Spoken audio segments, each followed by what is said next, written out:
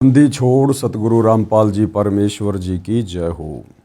परमपिता परमात्मा सारी सृष्टि के रचनहार, कुल मालिक, असंख्य ब्रह्मांडों के स्वामी, जगत गुरु, तीनों लोकों में प्रवेश करके सबका धारण पोषण करने वाले राजाधिराज, आत्माधार, नाथों के नाथ, देवों के देव महादेव, सर्वेश्वर महेश्वर मृत्युंजय, अजरो अमर, आदि अनादि सनातनी प्रभु, जगत पिता जगदीश्वर, श्री श्री 1008 की उपाधि के वास्तविक अधिकारी, अकाल मूर्त सौद स्वरूपी राम वासुदेव, सर्वगतम ब्रह्म, परम पूज्य, प्रथम पूज्य, परम संत, परम पुरुष, परम धनी, परम दयालु, सत्य कबीर, हक्का कबीर, अल्लाहु कबीर, अल्लाहु अकबर, बाखबर, अल्लाह ताला, जगत के तारणहार, जगत के मुक्तिदाता, जगत के जगन्नाथ, हारे के सहारे, हिंदुओं के राम, मुसलमानों के अल्लाह, सिखों के वाहिगुरु, ईसाइयों के मसीह, दया के सागर दया निधि, करुणा के सागर करुणा निधि, स्वयंभू परिभू, संकट मोचन, कष्ट हरण, मंगल करण,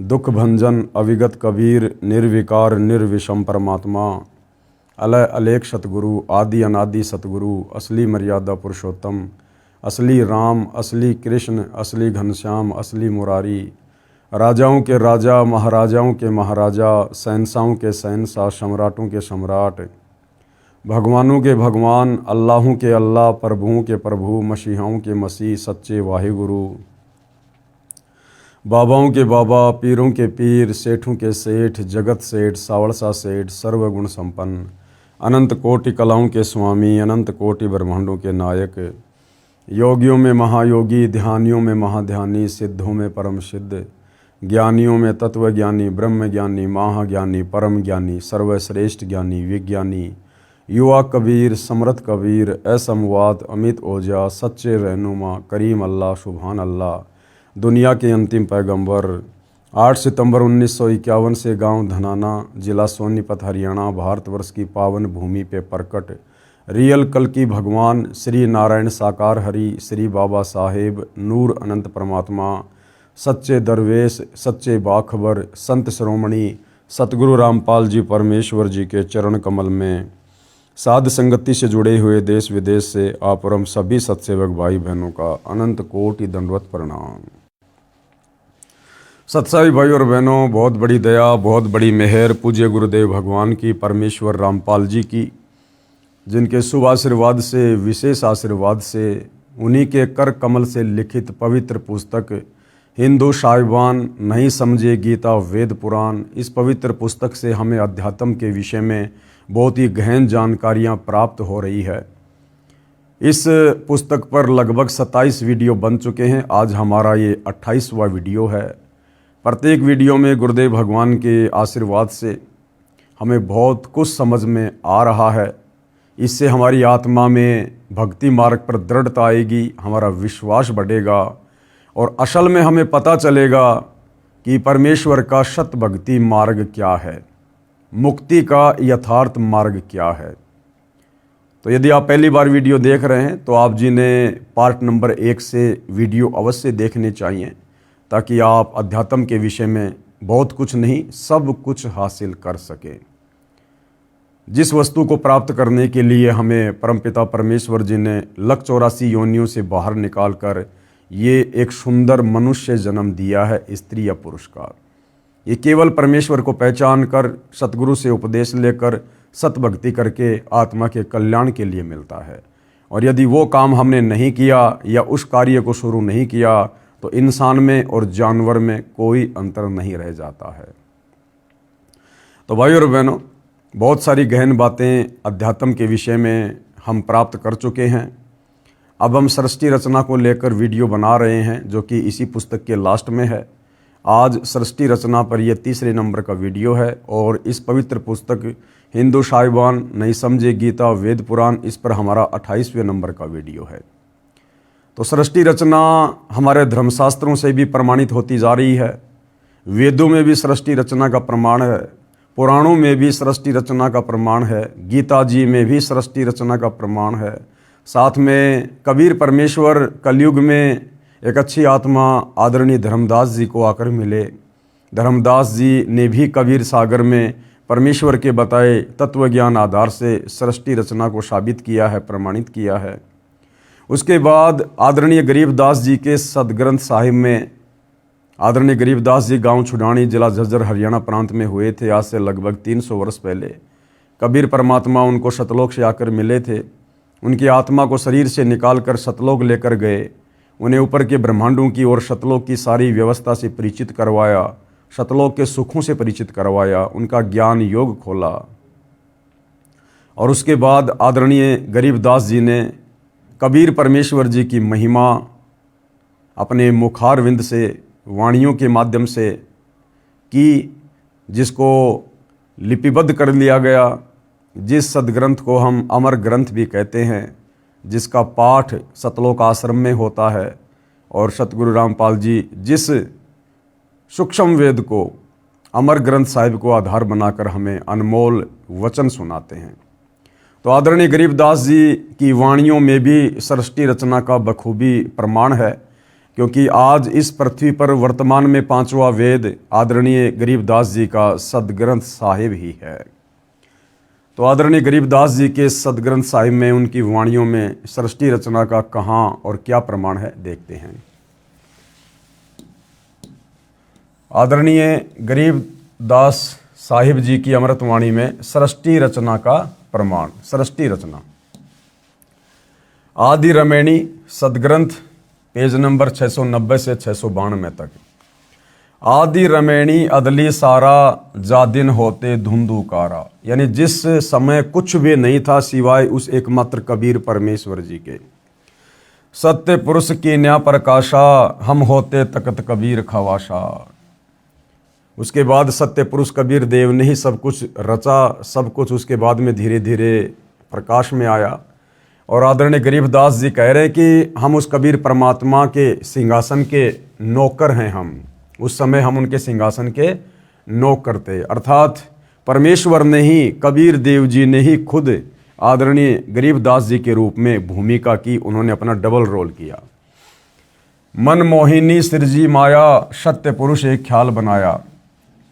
यानी जब काल में उस ब्रह्म ने सतलोक में 3 बार तप किया लंबे समय तक, उसके बाद परमात्मा जी ने वो हंस आत्मा, जिस हंस आत्मा ने सबसे पहले उस ब्रह्म के काल के साथ 21 ब्रह्मांड में आने की स्वीकृति दी थी, उसकी एक सुंदर स्त्री बनाई। मन मोहिनी सिरजी माया और सत्य पुरुष एक ख्याल बनाया। धर्मराय सिरजे दरवानी, 64 युग तप सेवा ठानी। पुरुष पृथ्वी जाकू दीनी, राज करो देवा आधीनी। उसके तप के बदले परमात्मा ने उसे 21 ब्रह्मांड का राज्य दिया। ब्रह्मांड 21 राज तुम दीन्या, मन की इच्छा सब जुग लीन्या। माया मूल रूप एक छाजा, मोही लिए जिन्हू धर्मराजा। धर्म का मन चंचल चित धारा, मन माया का रूप विचारा। परमात्मा ने जिस हंस को युवा लड़की बनाया था, उसके निखरे हुए रूप रंग को देखकर, और जो धर्मराज था, काल था, ब्रह्म था, वो भी पागल सा हो गया। चंचल चेरी चपल चिरागा, या के परसे सर्वस जागा। धर्मराय किया मन का भागी, विषय वासना संग से जागी। आदि पुरुष अदली अनुरागी, धर्मराय दिया दिल से त्यागी। और जब उसने दुर्गा के साथ में, अष्टंगी के साथ में बद व्यवहार किया, तो परमात्मा ने धर्मराय यानी काल को अपने दिल से त्याग दिया। पुरुष लोक से दिया डहाई, यानी सतलोक से उसको बाहर निकाल दिया। अगम दीप चली आए भाई। सहज दास जिस दीप रहनता, कारण कौन कौन कुलपंथा। धर्मराय बोले दरबानी, सुनो सहज दास ब्रह्मज्ञानी। सहज दास जी से उस धर्मराय काल ने कहा कि आप मुझे यहीं रख लो अपने लोक में, क्योंकि परमात्मा ने मुझे निकाल दिया है, मैं बहुत ज़्यादा दुखी हो जाऊंगा। 64 युग हम सेवा कीनी, पुरुष पृथ्वी हमको दीनी। उसने कहा कि मैंने बहुत लंबे समय तक तप किया है, जिसके प्रतिफल में परमात्मा ने मुझे 21 ब्रह्मांड का राज्य प्रदान किया। चंचल रूप भया मन बोरा, मन मोहिनी ठगिया भोरा। सत्य पुरुष के नामन भाए, पुरुष लोक से हम चले आए। अगर दीप सुनत बड़ भागी, सहज दास मेटो मन पागी। बोले सहज दिलदानी, हम तो चाकर सत सैदानी। सहजदास जी ने कहा, भैया मैं तो परमात्मा का नौकर हूँ, मैं तो उनसे प्रार्थना कर सकता हूँ, उनके बाद उनकी क्या आज्ञा होगी बताऊँगा। सत्य पुरुष से अर्ज गुजारूं, जब तुम्हारा विमान उतारूं। तुम्हारा जो ये विमान है ना 21 ब्रह्मांड रूपी, मैं इसको अपने लोक में उस समय उतरने की अनुमति दूंगा जब मुझे सत्य पुरुष आज्ञा देगा। सहजदास को किया पियाना, सत्यलोक लिया परवाना। सहजदास जी ने समाधि लगाई और सतलोक में अपने परमपिता परमेश्वर कबीर साहिब जी से बातें की। सत्य पुरुष साहिब सरभंगी, अविगत अदली अचल अभंगी। धर्मराय तुमरा दरबानी, अगर दीप चली गए प्राणी। कौन हुक्म करी अरज आवाजा, कहाँ पठाओ उस धर्मराजा। और सहजदास जी ने परमात्मा से प्रार्थना की कि आपका एक नौकर धर्मराय मेरे लोक में रहने की अनुमति चाहता है। हे गुरुदेव, हे परमात्मा, आपकी क्या आज्ञा है। वही आवाज अदली एक साजा। तो परमात्मा जी ने क्या कहा, विषय लोक जाति न्यू बाचा, कि मैं मन कर्म वचन से कहता हूं उसको विषय लोक में जाने दो, उसके 21 ब्रह्मांडों को यहां से दूर जाने दो। सहज विमान चले अधिकाई, छिन में अगर दीप चली आई। हम तो अरज करी अनुरागी, तुम विषय लोक जाओ भड़वागी। सहजदास जी ने कहा कि भाई मैंने तो परमात्मा से अर्ज की थी, लेकिन मालिक ने कहा कि उसको वहीं जाने दो जहां मैं उसको भेज रहा हूं। धर्मराय के चले विमाना, मान सरोवर आए प्राणा। मान सरोवर रहन न पाए, दरे कबीरा थाना लाए। सहजदास जी के दीप के आगे परमात्मा कहते हैं एक मानसरोवर था, वहां पर काल में अपने विमान को रोकना चाहा, लेकिन वहां खुद कबीर परमात्मा बैठे हुए थे, उन्होंने वहां भी उसको नहीं रुकने दिया। बंकनाल की विषम भाटी, तहां कबीरा रोकी घाटी। इन पांचों मिल जगत बंधाना, लख 84 जीव संताना। आगे चलकर फिर 21 ब्रह्मांड में इन पांचों ने मिलकर हम सभी आत्माओं को शरीर में बांधकर तीनों गुणों के बंधन में बांध दिया। पांचों कौन, खुद ये काल, इसकी पत्नी दुर्गा और 3 इनके संतान ब्रह्मा विष्णु महेश। ब्रह्मा विष्णु महेश्वर माया, धर्मराय का राज पठाया। ये ब्रह्मा विष्णु महेश ही इस काल के पूरे ढमढमे को चला रहे हैं। यो खोकापुर झूठी बाजी, बिस्ती बैकुंठ दगासी साजी। ये खोकापुर यानी 21 ब्रह्मांड, ये तो झूठी बाजी है, नश्वर है। और भिस्त बैकुंठ और स्वर्ग और नरक जो बना रखे हैं ना, ये केवल हमें धोखा देने के लिए। कृत्रिम जीव बुलाने भाई, निज घर की तो खबर न पाई। और हमारे को बनावटी जीव बना दिया इन्होंने, और हमारा जो निज घर है सतलोक, उसकी अब हमें ये खबर नहीं लगने दे रहे। 1.25 लाख उपजय नित हंसा, 1 लाख विनसे नित अंसा। अब ये काल प्रतिदिन दुर्गा के माध्यम से 1.25 लाख जीवों की उत्पत्ति करवाता है, और 1 लाख का ये शंकर तमोगुण के माध्यम से विनाश करवाता है अपने भोजन के लिए। उपती खपती परलय फेरी, हर्ष शोक जोरा जमजेरी। पांचों तत्व हैं परलय माही, सतगुण रजगुण तमगुण झाई। 8 अंग मिली है माया, पिंड ब्रह्मंड सकल भरमाया। या में सुरती शब्द की डोरी, पिंड ब्रह्मंड लगी है खोरी। श्वासा पारस मन गए राखो, खोले कपाट अमीरस चाखो। सुनाऊं हंस शब्द सुनदासा, अगम दीप है अग है बाशा। भव सागर जमदंड जमाना, धर्मराय का है तलबाना। पांचों ऊपर पद की नगरी, बाट विहंगम बंकी डगरी। हमरा धर्म राय सु दावा, भवसागर में जीव भरमावा। हम तो कहें अगम की वाणी, जहां अविगत अदली आप बिनानी। बंदी छोड़ हमारा नामम, अजर अमर है अस्तिर ठामम। जुगन जुगन हम कहते आए, जम जोरा से हंस छुटाए। जो कोई माने शब्द हमारा, भवसागर नहीं भर में धारा।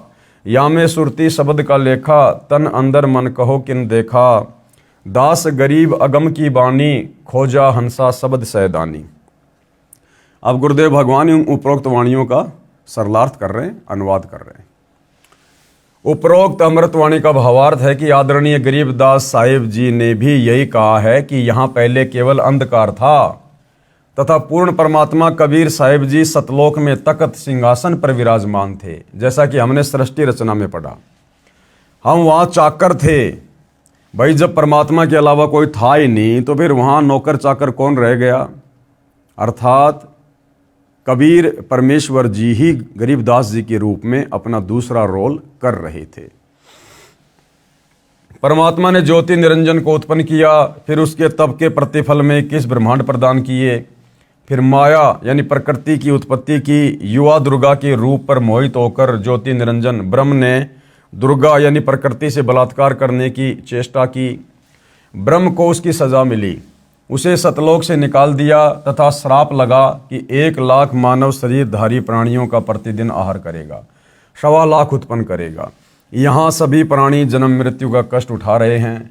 यदि कोई पूर्ण परमात्मा का वास्तविक शब्द सच्चा नाम जाप मंत्र हमारे से प्राप्त करेगा, उसको काल की बंध से छुड़वा देंगे।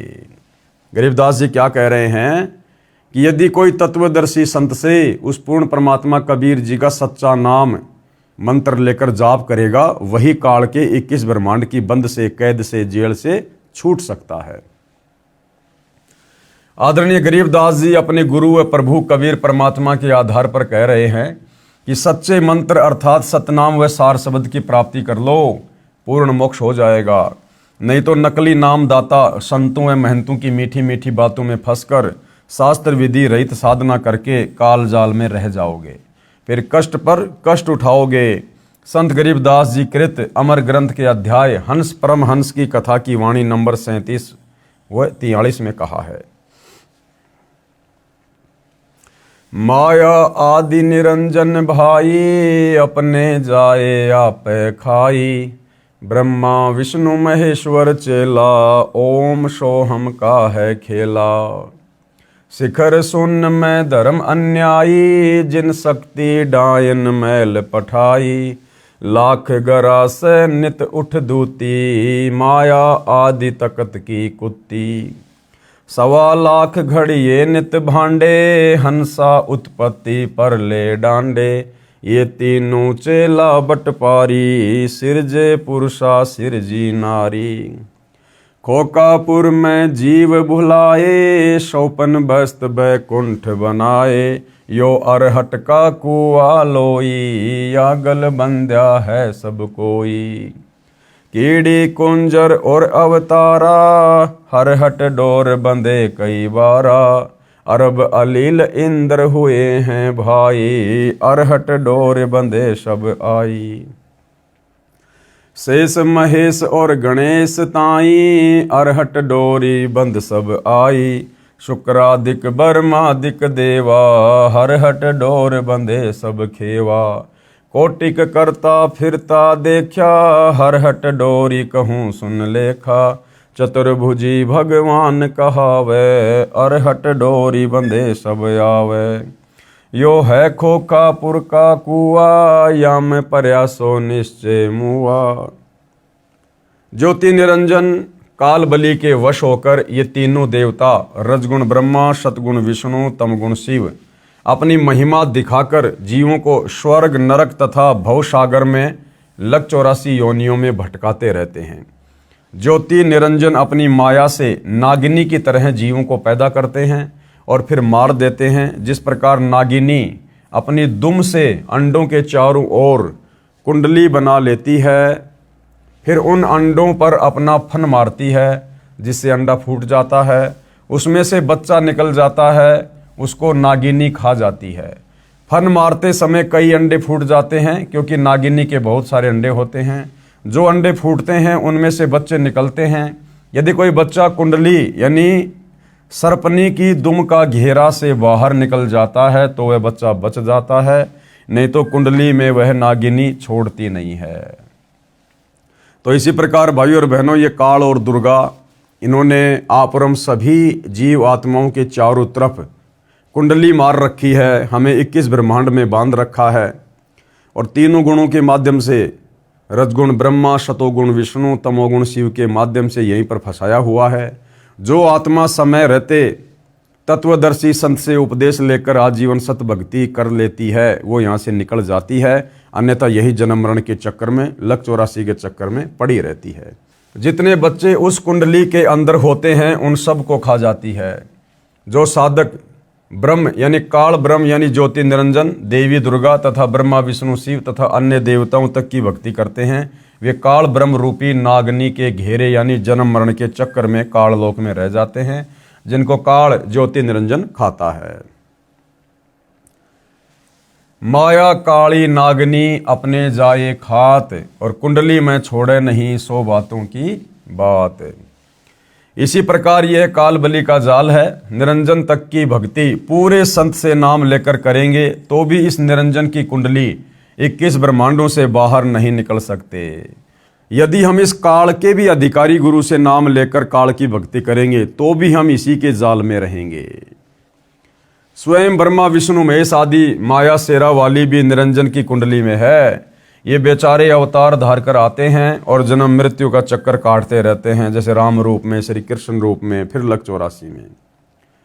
विचार करें, सोहम जाप को जो कि दुर्वय व प्रहलाद व सुखदेव ऋषि ने जपा वह भी पार नहीं हुए, क्योंकि श्री विष्णु पुराण के प्रथम अंश के अध्याय 12 के श्लोक नंबर 93 में पेज नंबर 51 पर लिखा है कि ध्रुव केवल एक कल्प अर्थात 1000 चतुर्युग तक ही मुक्त है।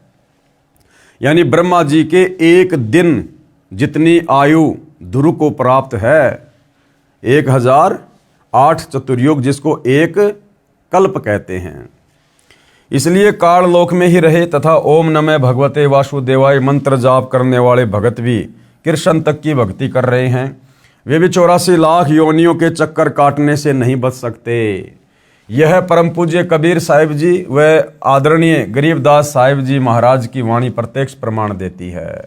अनंत कोटि अवतार हैं माया के गोविंद, करता हो अवतरे और बहुर पड़े जगफंद। ये ब्रह्मा विष्णु महेश के अवतार राम कृष्ण आदि करोड़ों बार हो चुके हैं, करोड़ों बार, और ये यहाँ पर अवतार रूप में भगवान बन के आते हैं, गोविंद बन के, और ये काल के जाल में खुद भी फंसे रहते हैं और आप और हम जीवों को भी फंसा के चले जाते हैं उल्टी साधना देकर। सत्य पुरुष कबीर साहिब जी की भक्ति से ही जीव मुक्त हो सकता है। जब तक जीव सतलोक में वापस नहीं चला जाएगा तब तक काल लोक में इसी तरह कर्म करेगा और की हुई नाम व दान धर्म की कमाई स्वर्ग रूपी होटलों में समाप्त करके वापस कर्म आधार से 84 लाख प्रकार के प्राणियों के शरीर में कष्ट उठाने वाले काल लोक में चक्कर काटता रहेगा।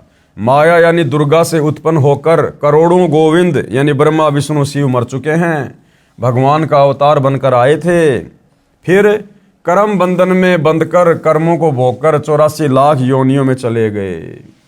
जिस प्रकार विष्णु जी रामचंद्र रूप में आए और राम रावण युद्ध के दौरान उन्होंने अपनी पत्नी सीता को वापस लाने के लिए करोड़ों लोगों की हत्या करवा दी। वो सारा का सारा पाप, उन हत्याओं का दोष ये काल रामचंद्र अर्थात विष्णु के सिर पर रख देगा और उसे कर्मों में बांध देगा, और जब उसका विष्णु पद समाप्त होगा फिर लक 84 में ठोक देगा। ऐसे श्री कृष्ण जी को भेजा, महाभारत का युद्ध करवा दिया और सारे के सारे पाप उसके सिर पर रखवा दिए।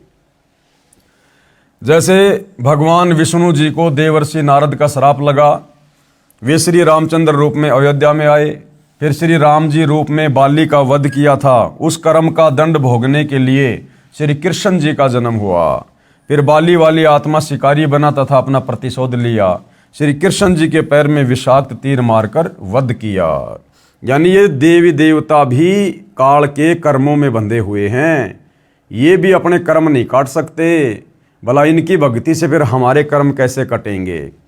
भाई आज हम ब्रह्मा विष्णु महेश की, देवी देवताओं की, राम की, कृष्ण की भक्ति क्यों करते हैं? हम दुखी हैं इसलिए भक्ति करते हैं। सुख में तो किसी को भगवान याद आता ही नहीं है। और दुखी आदमी कौन होता है? जिसके ऊपर कर्मों का दबाव होता है, जिसके पाप कर्म ज़्यादा होते हैं, वो दुखी होता है। तो उन कर्मों को काटने के लिए तो हम भगवान की भक्ति करते हैं ताकि हमें कुछ लाभ हो, हमें कुछ सुख मिले। और कर्म ये भगवान नहीं काट पाए अपने।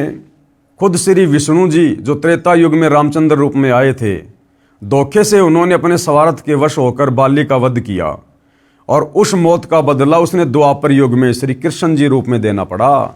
तो भगवान अपने कर्मों को नहीं काट पा रहे, भला इनकी भक्ति से फिर हमारे कर्म कैसे कटेंगे? महाराज गरीबदास जी अपनी वाणी में कहते हैं, ब्रह्मा विष्णु महेश्वर माया और धर्मराय कहिए, इन पांचों मिल प्रपंच बनाया वाणी हमरी लइए। इन पांचों मिल जीव अटकाए, जुगन जुगम हम आन छुड़ाए, बंदी छोड़ हमारा नामम, अजर अमर है अस्थिर ठामम। पीर पैगंबर कुतुब ओलिया, सुर नर मुनिजन ज्ञानी, येत्ता को तो रान ना पाया, जम के बंधे प्राणी। धर्म राय की धूमा धामी, जम पर जंग चलाऊं, जोरा को तो जान न दूंगा, बांध अदल घर लाऊं। काल अकाल दोहू को मोशू, महाकाल सिर मूंडूं, मैं तो तख्त हजूरी हुक्मी, चोर खोज को ढूंढूं। मूला माया मग में बैठी, हंसा चुन चुन खाई, ज्योति स्वरूपी भया, निरंजन मैं ही करता भाई। 87 दीप मुनीश्वर, बंदे मुल्ला डोरी, एत्या में जमका तलबाना, चलिए पुरुष किशोरी। मुल्ला का तो माथा दागूं, शत की मोहर करूंगा, पुरुष दीप को हंस चलाऊं, दरा न रोकन दूंगा। हम तो बंदी छोड़ कहावा, धर्मराय हैं चकवे, शतलोक की सकल सुनावा, वाणी हमारी अखवे। 9 लख पट्टन ऊपर खेलूं, शाह दरे को रोकूं, 12 कोटि कटक सब काटूं, हंस पठाऊं मोखूं। 14 भुवन गमन है मेरा, जल थल में सरबंगी, खालिक खलक खलक में खालिक, अविगत अचल अभंगी। अगर अलील चक्र है मेरा, जित से हम चल आए, पांचों पर परवाना मेरा, बंदी छुड़ावन धाए। जहाँ ओकार निरंजर नाही, ब्रह्मा विष्णु वेद ना जाही, जहाँ करता नहीं काल भगवाना, काया माया पिंड न प्राणा। 5 तत्व तीनों गुण नाही, जोरा काल दीप नहीं जाही, अमर करूं शतलोक पठाऊं, ताते बंदी छोड़ कहाऊं। ये अरहट का कुआं है भाई और बहनों। इस प्रकार से काल ने हमारे को जन्म और मृत्यु के बंधन में बांध रखा है, 21 ब्रह्मांड के सभी प्राणियों को, सभी को। जिस प्रकार पहले ये अरहट का कुआं हुआ करता था, और किस प्रकार से जो किसान भाई थे वो इस प्रकार के एक चैन के ऊपर बाल्टियां वेल्ड करके नीचे से पानी निकाला करते थे बैलों की सहायता से। और ये जो बाल्टियां हैं ये नीचे जाकर ये पानी से भर जाती हैं। ये बाल्टियां अपने आप में पानी को भर लेती हैं यहाँ ऐसे, और फिर ऊपर आकर पानी वहाँ पर खाली कर देती हैं। पानी वहाँ से खेतों में चला जाता था, फिर बाल्टी यहाँ पर खाली हो जाती थी, फिर नीचे कुएं में आती थी, फिर यहाँ से पानी भरती, फिर चलती, फिर यहाँ खाली हो जाती। इसको अरहट का कुआं कहते हैं। तो ये जितने भी ब्रह्मा विष्णु महेश हैं, 33 करोड़ देवी देवता हैं, 9 नाथ 84 सिद्ध हैं, जितने भी ये तपस्वी हैं, आप और हम आम जीव हैं, हाथी से लेकर चींटी तक, ये सब इसी प्रकार से 21 ब्रह्मांड में जन्म और मृत्यु के चक्कर में बंधे हुए हैं, अपना कर्म भोगते रहते हैं। इस पृथ्वी लोक पर आते हैं, मनुष्य जन्म प्राप्त करते हैं, थोड़ी बहुत भक्ति करते हैं, ये भक्ति धन यहाँ से भरते हैं, और ऊपर जाकर ब्रह्मा विष्णु महेश के लोक में, महास्वर्ग में, स्वर्ग में अपनी भक्ति कमाई को खाली करके आ जाते हैं। फिर काल हमारा नींबू सा निचोड़ कर फिर हमारे को नीचे भेज देता है कि जाओ कमाओ, फिर से भक्ति लेकर आओ, फिर से थोड़े बहुत समय ऊपर रहो, फिर गधे कुत्ते सुअर बनो, कभी ब्रह्मा विष्णु महेश बनो। इस प्रकार से ये अरहट का कुआं इस काल ने यहाँ पर सेट किया हुआ है, सभी आत्माओं को कर्म बंधनों में बांध रखा है। कबीर परमेश्वर यानी कबीर देव की महिमा बताते हुए आदरणीय गरीबदास साहिब जी कह रहे हैं कि हमारे प्रभु कबीर यानी कबीर देव बंदी छोड़ हैं। बंदी छोड़ का भावार्थ है काल की कारागार से छुटवाने वाला। काल ब्रह्म के 21 ब्रह्मांडों में सर्व प्राणी पापों के कारण काल के बंदी हैं। पूर्ण परमात्मा कबीर देव यानी कबीर साहिब पाप का विनाश कर देते हैं। पापों का विनाश न ब्रह्म यानी ना तो काल कर सकता है, ना काल से ऊपर जो परब्रह्म है वो कर सकता है, न ही ब्रह्मा विष्णु शिव कर सकते हैं।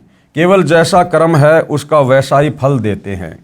इसलिए यजुर्वेद अध्याय 5 के मंत्र 32 में लिखा है, कबीर अंगारी असी। कबीर देव यानी कबीर परमेश्वर अंग अरी यानी पापों का शत्रु है। बमभारी, बमभारी का अर्थ है बंधनों का, और अरी मानी शत्रु अर्थात बंधनों का शत्रु यानी बंदी छोड़ है। यानी इस काल ने 21 ब्रह्मांड में हमारे ऊपर जो कर्म लगा रखे हैं केवल कबीर परमेश्वर ही अपनी सत भक्ति देकर उन कर्मों से हमें छुड़वा सकते हैं। इन पांचों कौन? ब्रह्मा विष्णु शिव माया और धर्मराय से ऊपर सत्य पुरुष परमात्मा कबीर देव है जो सतलोक का मालिक है। शेष सारी परब्रह्म ब्रह्म तथा ब्रह्मा विष्णु शिव व आदि माया नाशवान परमात्मा है। यानी कबीर जी के अलावा ये जितने भी नकली भगवान है, परब्रह्म है, ब्रह्म है, दुर्गा है, ब्रह्मा विष्णु महेश है, ये सब नाशवान है, इनका जन्म और मृत्यु होता है। महाप्रलय में ये सब तथा इनके लोक समाप्त हो जाएंगे। आम जीव से कई हजार गुना ज्यादा लंबी इनकी उम्र है, परंतु जो समय निर्धारित है वह एक दिन पूरा अवश्य होगा। इसी विषय में आदरणीय गरीबदास जी महाराज ने कहा है, शिव ब्रह्मा का राज इंद्र गिनती कहाँ, चार मुक्ति बैकुंठ समझ एता लहा, शंख जुगन की जूनी उम्र बड़ी धारिया, जा जननी कुर्बान सु कागज फारिया। एती उम्र बुलंद मरेगा अंतरे, सतगुरु लगे न कान न भेटे संतरे। कि भैया चाहे कितनी लंबी उम्र हो इनकी, अंत में इनकी भी मृत्यु होगी। चाहे शंख युग की लंबी उम्र भी क्यों ना हो, वह एक दिन समाप्त जरूर होगी। यदि सत्य पुरुष परमात्मा कबीर देव, कबीर साहिब के नुमाइंदे, पूर्ण संत गुरु, जो 3 नाम का मंत्र जिसमें एक ओम है, दूसरा तत् है, तीसरा सत सांकेतिक है, वो देता है, तथा उसे पूर्ण संत द्वारा नाम दान करने का आदेश है, उसे उपदेश लेकर नाम की कमाई करेंगे तो हम सतलोक के अधिकारी हंस हो सकते हैं। सत्य साधना बिना बहुत लंबी उम्र कोई काम नहीं आएगी, क्योंकि निरंजन लोक में दुख ही दुख है। कबीर जीवन तो थोड़ा ही भला, जय सत सुमरण होए, और लाख बरस का जीवना लेखद रह न कोई। यदि सत्य साधना की जाए तो कम आयु ही अच्छी है। यदि सत्य साधना सत्य पुरुष की नहीं है, तथा काल ब्रह्म की व देवताओं व देवियों की पूजा करके व प्राणायाम आदि करके लंबी आयु जीने वालों का कोई लेखा यानी अकाउंट मोक्ष मार्ग में नहीं किया जाएगा। इतनी लंबी आयु जितनी शंकर जी की है, यदि मिल जाए तो भी एक दिन मृत्यु अवश्य होगी। भक्ति गलत है, इसलिए जन्म तथा मृत्यु का चक्कर बना रहेगा। ऐसी आयु का क्या औचित्य है। कबीर साहिब अपनी यानी पूर्ण ब्रह्म की जानकारी स्वयं ही बताते हैं कि इन परमात्माओं से ऊपर असंख्य भुजा का परमात्मा सत्य पुरुष है, जो सतलोक में सचखंड सतधाम में रहता है, तथा उसके अंतर्गत सर्वलोक यानी ब्रह्म का लोक, इस ब्रह्म के काल के 21 ब्रह्मांड व ब्रह्मा विष्णु शिव शक्ति के लोक तथा परब्रह्म के 7 संग ब्रह्मांड व अन्य सर्व ब्रह्मांड आते हैं, और वहाँ पर सत्य नाम सार नाम के जाप द्वारा जाया जाएगा, जो पूरे गुरु से प्राप्त होता है। सचखंड यानी सतलोक में जो आत्मा चली जाती है उसका पुनर्जन्म नहीं होता। सतपुरुष यानी पूर्ण ब्रह्म कबीर साहिब कबीर देव ही अन्य लोकों में स्वयं ही भिन्न भिन्न नामों से विराजमान हैं, जैसे अलख लोक में अलख पुरुष, अगम लोक में अगम पुरुष तथा अकय लोक में अनामी पुरुष रूप में विराजमान है।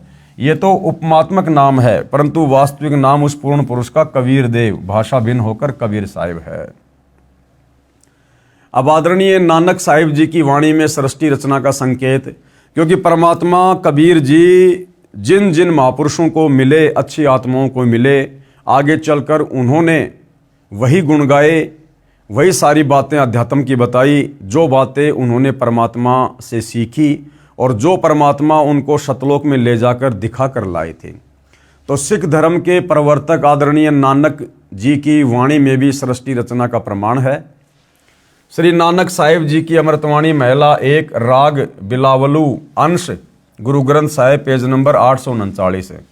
आपे सचू किया कर जोड़ी, अंडज फोड़ी जोड़ी विछोड़, धरती आकाश किए बैसन कहूँ थाऊं, राती दिन तू किए भऊ भाऊ, जिन किए करी वेखण हारा, तरतिया ब्रह्मा विष्णु महेशा, देवी देव उपाय वेशा, पौण पाणी अग्नि बिसराऊं, ताहि निरंजन साचो नाऊं, तिसु मही मनवा रहिया लिव लाई, प्रणवती नानक कालू न खाई। उपरोक्त अमृतवाणी का भावार्थ है कि सच्चे परमात्मा सत्य पुरुष ने स्वयं ही अपने हाथों से सर्व सृष्टि की रचना की है। उसी ने अंडा बनाया, फिर फोड़ा तथा उसमें से ज्योति निरंजन निकला। उसी पूर्ण परमात्मा ने सर्व प्राणियों के रहने के लिए धरती आकाश पवन पानी आदि 5 तत्व रचे। अपने द्वारा रची सृष्टि का स्वयं ही साक्षी है, दूसरा कोई नहीं जानकारी दे सकता। फिर अंडे के फूटने से निकले निरंजन के बाद तीनों श्री ब्रह्मा जी, श्री विष्णु जी तथा श्री शिव जी की उत्पत्ति हुई, तथा अन्य देवी देवता उत्पन्न हुए तथा अनगणित जीवों की उत्पत्ति हुई। उसके बाद अन्य देवों के जीवन चरित्र तथा अन्य ऋषियों के अनुभव के 6 शास्त्र तथा 18 पुराण बन गए। पूर्ण परमात्मा के सच्चे नाम सतनाम की साधना अनन्य मन से करने से तथा गुरु मर्यादा में रहने वाले पर्णवती को श्री नानक जी कह रहे हैं कि काल नहीं खाता। राग मारू अंश अमृतवाणी महिला 1 गुरु ग्रंथ साहिब पेज नंबर 1037 है। सुनहु ब्रह्मा विष्णु महेशु उपाये, सुने वर्ते जुग सबाए, इसु पद विचारे सो जनु पूरा, तिस मिलिए भरमु चुकायदा, शाम वेदु ऋगु जुजरु अथर्वणु, ब्रह्म में मुख माया है त्रैगुण, ताकि कीमत कही न सके, को त्यूं बोले जीव बुलाइंदा। उपरोक्त अमृतवाणी का सारांश है कि जो संत पूर्ण सृष्टि रचना सुना देगा तथा बताएगा कि अंडे के 2 भाग होकर कौन निकला, जिसने फिर ब्रह्मलोक की सुन में अर्थात गुप्त स्थान पर ब्रह्मा विष्णु शिव की उत्पत्ति की, तथा वह परमात्मा कौन है जिसने ब्रह्म यानी काल के मुख से 4 वेदों पवित्र ऋग्वेद यजुर्वेद सामवेद अथर्ववेद को उच्चारण करवाया, वह पूर्ण परमात्मा जैसा चाहे वैसा ही प्रत्येक प्राणी को बुलवाता है। इस सर्व ज्ञान को पूर्ण बताने वाला संत मिल जाए तो उसके पास जाइए, तथा जो सभी शंकाओं का पूर्ण निवारण करता है वही पूर्ण संत अर्थात तत्वदर्शी है। श्री गुरु ग्रंथ साहिब पेज नंबर 929 अमृतवाणी श्री नानक साहिब जी की। राग रामकली महिला 1 दक्षिणी ओंकार। ओंकारी ब्रह्मा उत्पत्ति, ओंकारो किया जिन चित्त, ओंकारी शैल जुग भये, ओंकारी वेद निर्मय, ओंकारी शब्दी उदरे, ओंकारी गुरु मुखी तरे, ओन्नम अक्षर सुनहु विचारू, ओन्नम अखरु त्रिभुवन सारू। उपरोक्त अमृतवाणी में श्री नानक साहिब जी कह रहे हैं कि ओंकार अर्थात ज्योति निरंजन यानी काल से ब्रह्मा जी की उत्पत्ति हुई। कई युगों मस्ती मारकर ओंकार यानी ब्रह्म ने वेदों की उत्पत्ति की जो ब्रह्मा जी को प्राप्त हुए। 3 लोक की भक्ति का केवल एक ओम मंत्र ही वास्तव में जाप करने का है। इस ओम शब्द को पूरे संत से उपदेश लेकर अर्थात गुरु धारण करके जाप करने से उद्धार होगा। और वर्तमान में पृथ्वी पर इस ओम नाम को देने का भी अधिकारी गुरु केवल एक ही है, सतगुरु रामपाल जी। बाकी कितना ही ओम ओम करते रहो उससे कोई किसी प्रकार का लाभ नहीं होना। विशेष श्री नानक साहिब जी ने तीनों मंत्रों ओम प्लस तत् प्लस सत का स्थान स्थान पर रहस्यात्मक विवरण दिया है। उसको केवल पूर्ण संत तत्वदर्शी संत ही समझ सकता है तथा तीनों मंत्रों के जाप को उपदेशी को समझाया जाता है। प्रश्न नंबर 1038। उत्तम सतगुरु पुरुष निराले, शब्दी रते हरि रस मतवाले, रिद्धि बुद्धि सीधी ज्ञान गुरु ते पाइये, पूरे भाग मिलाइंदा, सतगुरु ते पाई विचारा सुन समाधि सचे घरबारा, नानक निर्मल नादू शब्द धुन, सचू रामे नामी समायदा। उपरोक्त अमृतवाणी का भावार्थ है कि वास्तविक ज्ञान देने वाले सतगुरु तो निराले ही हैं। वे केवल नाम जाप को जपते हैं, अन्य हठयोग साधना नहीं बताते। यदि आपको धन दौलत पद बुद्धि या भक्ति शक्ति भी चाहिए तो वह भक्ति मार्ग का ज्ञान पूर्ण संत ही पूरा प्रदान करेगा। जैसे परमात्मा कहते हैं ना कि जय तन चाहिए राजपाट तो धर ले ध्यान हमारा। तो नानक जी कह रहे हैं अगर आपको इस समय धन दौलत पद बुद्धि जो भी कुछ चाहिए वो भी पूर्ण संत से उपदेश लेने के बाद ही मिलेगी भाई। ऐसा पूर्ण संत बड़े भाग्य से मिलता है। वही पूर्ण संत विवरण बताएगा कि ऊपर शून्य यानी आकाश में अपना वास्तविक घर सतलोक परमेश्वर ने रच रखा है। उसमें एक वास्तविक सारनाम की धुन आवाज हो रही है। उस आनंद में अविनाशी परमेश्वर के सार शब्द से समाया जाता है, अर्थात उस वास्तविक सुखदायी स्नान में वास हो सकता है, अन्य नामों तथा अधूरे गुरुओं से नहीं हो सकता। आंशिक अमृतवाणी महिला पहला श्री गुरु ग्रंथ साहिब पेज नंबर 359 से 360। शिव नगरी मही आसन बैसवु कल्प त्यागी वाद, सिंडी शब्द सदा धुन सोहे अहि निस्पूरे नाद, हरि कीर्ति रह राशि हमारी गुरुमुख पंथ अतीत, सगली ज्योति हमारी समिया नाना वर्ण अनेक, कह नानक सुनो भरतरी जोगी पार ब्रह्म लिव एक। उपरोक्त अमृतवाणी का भावार्थ है कि श्री नानक साहिब जी कह रहे हैं कि हे भरतरी योगी जी, आपकी साधना भगवान शिव तक है। उसे आपको शिव नगरी लोक में स्थान मिला है और शरीर में जो सिंगी शब्द आदि हो रहा है वह इन्हीं कमलों का है तथा टेलीविजन की तरह प्रत्येक देव के लोक से शरीर में सुनाई दे रहा है। हम तो एक परमात्मा पार ब्रह्म अर्थात सर्व से पार जो पूर्ण परमात्मा है, अन्य किसी और एक परमात्मा में लो अनन्य मन से लगन लगाते हैं। हम ऊपरी दिखावा, भस्म लगाना, हाथ में डंडा रखना नहीं करते। मैं तो सर्व प्राणियों को एक पूर्ण परमात्मा सत्य पुरुष की संतान समझता हूँ। सर्व उसी शक्ति से चलायमान है। हमारी मुद्रा तो सच्चा नाम जाप गुरु से प्राप्त करके करना है तथा क्षमा करना हमारा बाणा यानी वेशभूषा है। मैं तो पूर्ण परमात्मा का उपासक हूँ तथा पूर्ण सतगुरु का भक्ति मार्ग इससे भिन्न है। अमृतवाणी राग आशा महिला 1 श्री गुरु ग्रंथ साहिब पेज नंबर 420। आशा महिला जिनी नामू बिसारिया दूजे भरमी बुलाई, मूलों छोड़ी डाली लगे किया पावे छाई। साहिब मेरा एकू है औरू नहीं भाई, कृपया ते सुख पाइया साचे परथाई। गुरु की सेवा सो करे जिसु आप कराई, नानक सिरू दे छूटिए दरगह पति पाए। उपरोक्त वाणी का भावार्थ है कि नानक साहिब जी कह रहे हैं कि जो पूर्ण परमात्मा का वास्तविक नाम भूलकर अन्य भगवानों के नामों के जाप के भ्रम में रहे, वे तो ऐसा कर रहे हैं कि मूल यानी पूर्ण परमात्मा को छोड़कर डालियों, तीनों गुण रूप, रजगुण ब्रह्मा, सतगुण विष्णु, तमगुण शिव जी की सिंचाई पूजा कर रहे हैं। उस साधना से कोई सुख नहीं हो सकता, अर्थात पौधा सूख जाएगा तो छाया में नहीं बैठ पाओगे। भावार्थ है कि शास्त्र विधि रहित साधना करने से व्यर्थ प्रयत्न है, कोई लाभ नहीं। इसी का प्रमाण पवित्र गीता अध्याय 16 श्लोक 23-24 में भी है। उस पूर्ण परमात्मा को प्राप्त करने के लिए मनमुखी यानी मनमानी साधना त्याग कर पूर्ण गुरुदेव को समर्पण करने से तथा सच्चे नाम के जाप से ही मोक्ष संभव है, नहीं तो मृत्यु के उपरांत नरक जाएगा। श्री गुरु ग्रंथ साहिब पेज नंबर 843 से 844। बिलाउलू महिला मैं मन चाहूँ घना साची बिगासी राम, मोहि प्रेम प्रिय प्रभु अविनाशी राम। अविगतो हरि नाथु नाथ तिसे भावे सो थिये, कृपालु सदा दयालु दाता जिया अंदर तू जिए। मैं आधारू तेरा तू खसमू मेरा, मैं ताणू तकिया तेरो साची सूचा सदा नानक गुरसबदी झगरू निबेरो। उपरोक्त अमृतवाणी में श्री नानक साहिब जी कह रहे हैं कि अविनाशी पूर्ण परमात्मा नाथों का भी नाथ है, अर्थात देवों का भी देव है।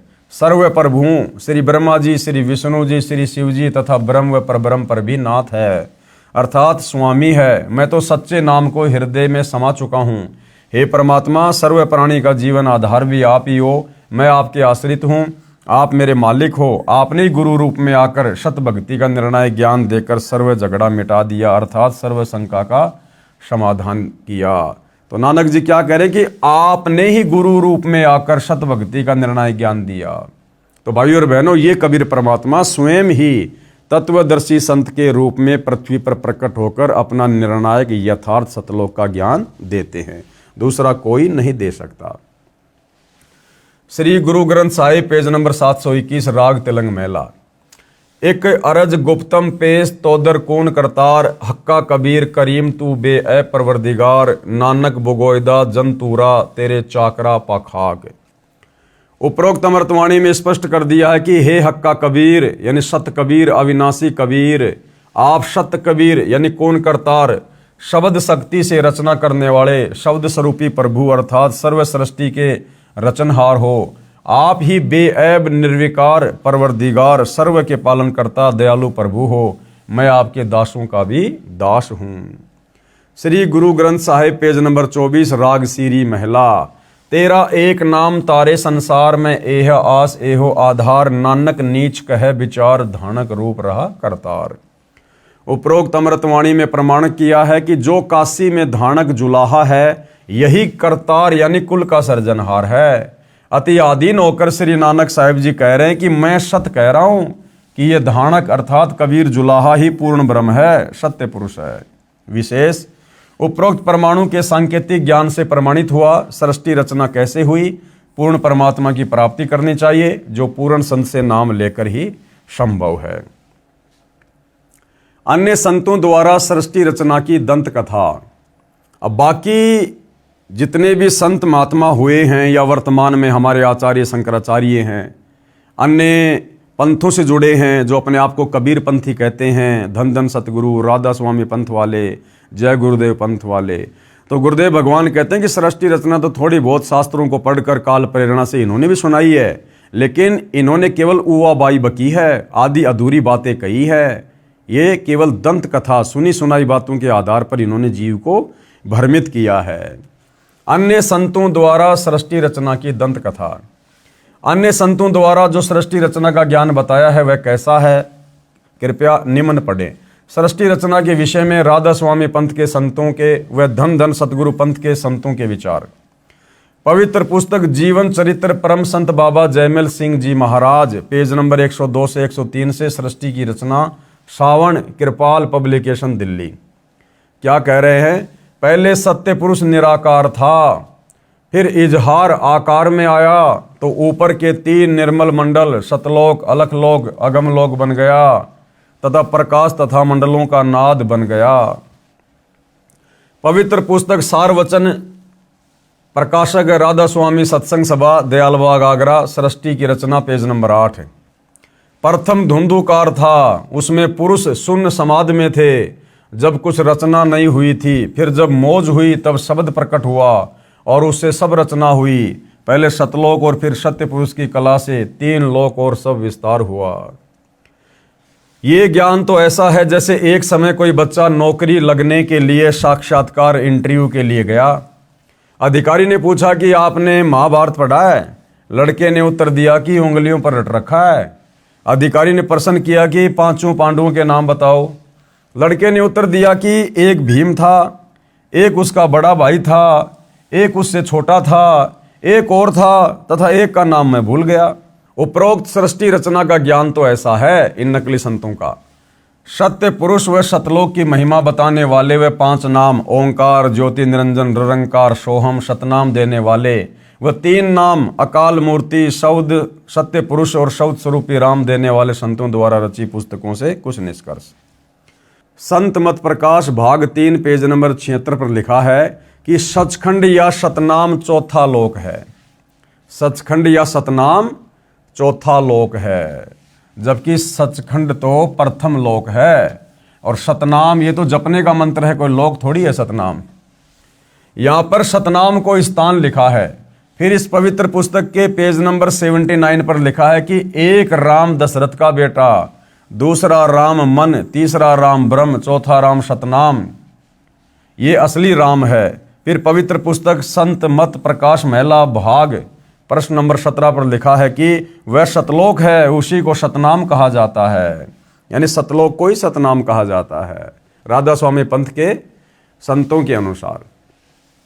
पवित्र पुस्तक सारवचन नसर यानी वार्तिक प्रश्न नंबर 3 पर लिखा है कि अब समझना चाहिए कि राधा स्वामी पंथ सबसे ऊंचा मुकाम है कि जिसको संतों ने सतलोक और सचखंड और सार शब्द और सत शब्द और सतनाम और सत्य पुरुष करके बयान किया है।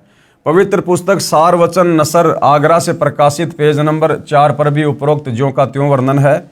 पवित्र पुस्तक सचखंड की सड़क पेज नंबर 226 संतों का देश सचखंड या सतलोक है, उसी को सतनाम, सतशब्द, सार शब्द कहा जाता है। विशेष उपरोक्त व्याख्या ऐसी लगी जैसे किसी ने जीवन में न तो शहर देखा, न कार देखी और न पेट्रोल देखा, न ड्राइवर का ज्ञान हो कि ड्राइवर किसे कहते हैं, और वह व्यक्ति अन्य साथियों से कहे कि मैं शहर में जाता हूँ, कार में बैठकर आनंद मनाता हूँ। फिर साथियों ने पूछा कि कार कैसी है, पेट्रोल कैसा है और ड्राइवर कैसा है, शहर कैसा है। उस गुरुजी ने उत्तर दिया कि शहर कहो चाहे कार एक ही बात है, शहर भी कार ही है, पेट्रोल भी कार कोई कहते हैं, ड्राइवर भी कार कोई कहते हैं, सड़क भी कार कोई कहते हैं। इसी प्रकार राधा स्वामी पंथ वालों ने सतनाम को जाप मंत्र भी बता दिया, सतनाम को परमात्मा भी बता दिया, सतनाम को सतलोक भी बता दिया। आओ विचार करें, सत्य पुरुष तो पूर्ण परमात्मा है, सतनाम वह 2 मंत्र का जाप है जिससे एक ओम, दूसरा तत् यानी सांकेतिक है, तथा इसके बाद सारनाम साधक को पूर्ण गुरु द्वारा दिया जाता है। ये सतनाम तथा सारनाम दोनों स्मरण करने के नाम है।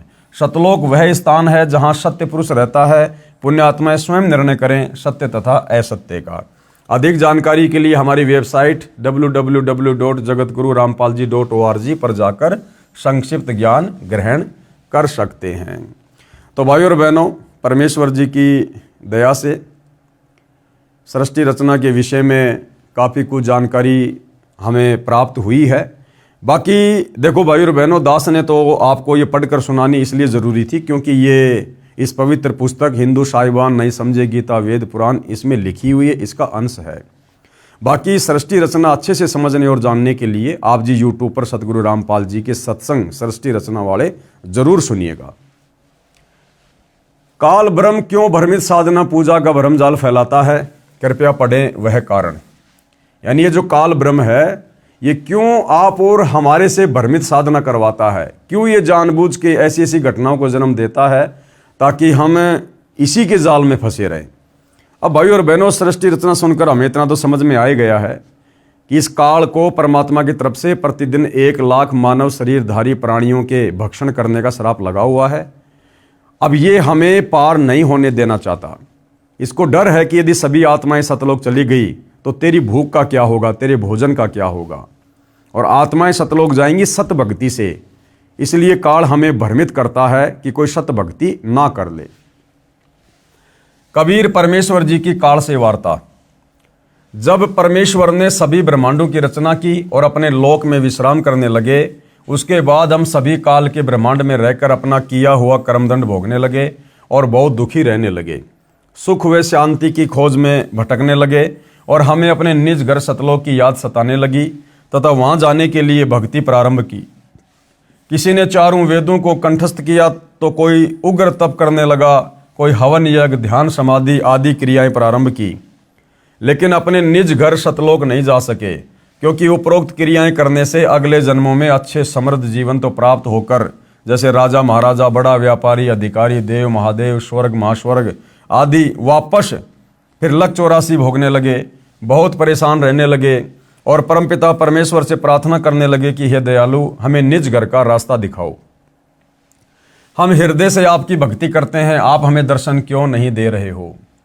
यह वृत्तांत कबीर साहिब ने धर्मदास जी को बताते हुए कहा कि धर्मदास, इन जीवों की पुकार सुनकर मैं अपने सतलोक से जोगजीत का रूप बनाकर काल लोक में आया। जोगजीत यानी परमात्मा ने प्रथम बार अपने 16 वचनों से जो 16 पुत्रों की रचना की थी, उनमें उनके एक पुत्र का नाम जोगजीत है। आते परमात्मा खुद हैं, लेकिन अपने पुत्र जोगजीत का रूप बनाकर आए। तब 21वें ब्रह्मांड में जहां काल का निज घर है, जहां पर 21वें ब्रह्मांड में ये काल रहता है, वहां पर तपतशिला पर जीवों को भूनकर सूक्ष्म शरीर से गंध निकाला जा रहा था। मेरे पहुंचने के बाद उन जीवों की जलन समाप्त हो गई। उन्होंने मुझे देखकर कहा कि हे पुरुष, आप कौन हो? आपके दर्शन मात्र से ही हमें बड़ा सुख व शांति का आभास हो रहा है। फिर मैंने बताया कि मैं पार ब्रह्म परमेश्वर कबीर हूं। आप सब जीव मेरे लोक से आकर काल ब्रह्म के लोक में फंस गए हो। ये काल रोजाना 1 लाख मानव के सूक्ष्म शरीर से गंध निकाल कर खाता है और बाद में नाना प्रकार की योनियों में दंड भोगने के लिए छोड़ देता है। तब वे जीव आत्माएं कहने लगी कि हे दयालु परमेश्वर, हमें इस काल की जेल से छुड़वाओ। मैंने बताया कि यह ब्रह्मांड काल ने 3 बार भक्ति करके मेरे से प्राप्त किए हुए हैं। जो आप यहाँ सब वस्तुओं का प्रयोग कर रहे हो, ये सभी काल की हैं और आप सब अपनी इच्छा से घूमने के लिए आए हो। इसलिए अब आपके ऊपर काल ब्रह्म का बहुत ज्यादा ऋण हो चुका है और वह ऋण मेरे सच्चे नाम के जाप के बिना नहीं उतर सकता। जब तक आप ऋण मुक्त नहीं हो सकते, तब तक आप काल ब्रह्म की जेल से बाहर नहीं जा सकते। इसके लिए आपको मुझसे नाम उपदेश लेकर भक्ति करनी होगी, तब मैं आपको छुड़ा कर ले जाऊंगा। हम ये वार्ता कर ही रहे थे कि वहां पर काल ब्रह्म प्रकट हो गया और उसने मुझे बहुत क्रोधित होकर मेरे ऊपर हमला बोला। मैंने अपनी शब्द शक्ति से उसको मूर्छित कर दिया। फिर कुछ समय बाद वह होश में आया, मेरे चरणों में गिरकर क्षमा याचना करने लगा और बोला कि आप मुझसे बड़े हो, मुझ पर कुछ दया करो और ये बताओ कि आप मेरे लोक में क्यों आए हो। तब मैंने काल पुरुष को बताया कि कुछ जीवात्माएं भक्ति करके अपने निज घर सतलोक में वापस जाना चाहती हैं। उन्हें सत भक्ति मार्ग नहीं मिल रहा है, इसलिए वे भक्ति करने के बाद भी इसी लोक में रह जाती हैं। मैं उनको सत भक्ति मार्ग बताने के लिए और तेरा भेद देने के लिए आया हूं कि तू काल है, 1 लाख जीवों का आहार करता है और 1.25 लाख जीवों को उत्पन्न करता है तथा भगवान बनकर बैठा है। मैं इनको बताऊंगा कि तुम जिसकी भक्ति करते हो वह भगवान नहीं है, काल है। इतना सुनते ही काल बोला कि यदि सब जीव वापस चले गए तो मेरे भोजन का क्या होगा, मैं भूखा मर जाऊंगा। आपसे मेरी प्रार्थना है कि 3 युगों में जीव कम ले जाना, सतयुग त्रेता द्वापर 3 युगों में जीव कम लेकर जाना और सबको मेरा भेद मत देना कि मैं काल हूं, सबको खाता हूं। जब कलयुग आए, जो वर्तमान में आ चुका है, जब कलयुग आए तो चाहे जितने जीवों को ले जाना, ये वचन काल ने मुझसे प्राप्त किए। कबीर साहिब ने धर्मदास को आगे बताते हुए कहा कि सतयुग, त्रेता युग, द्वापर युग में भी मैं आया था और बहुत जीवों को सतलोक लेकर गया, लेकिन इसका भेद नहीं बताया। अब मैं कलयुग में आया हूं और काल से मेरी वार्ता हुई है। काल ब्रह्म ने मुझसे कहा है कि अब आप चाहे जितना जोर लगा लेना, आपकी बात कोई नहीं सुनेगा।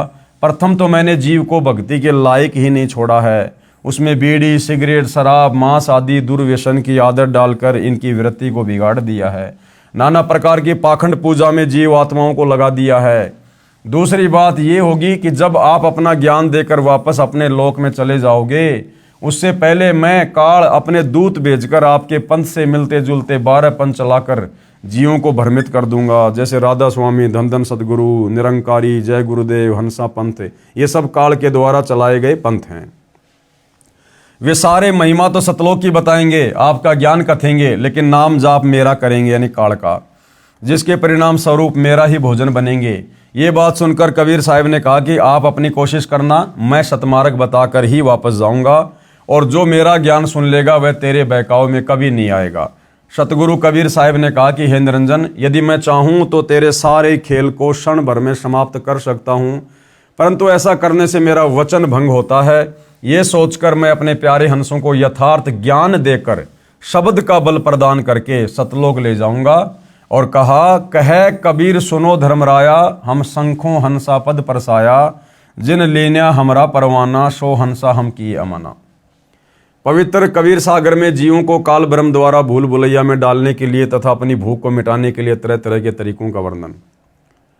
काल ने क्या कहा, 12 पंथ करूं मैं साजा, नाम तुम्हारा ले करूं आवाजा, कि आप कबीर के नाम से मैं 12 नकली कबीर पंथ चलाऊंगा, तुम्हारा नाम ले लेकर और अपने झूठे मंत्र दे देकर जीवों को फंसाऊंगा।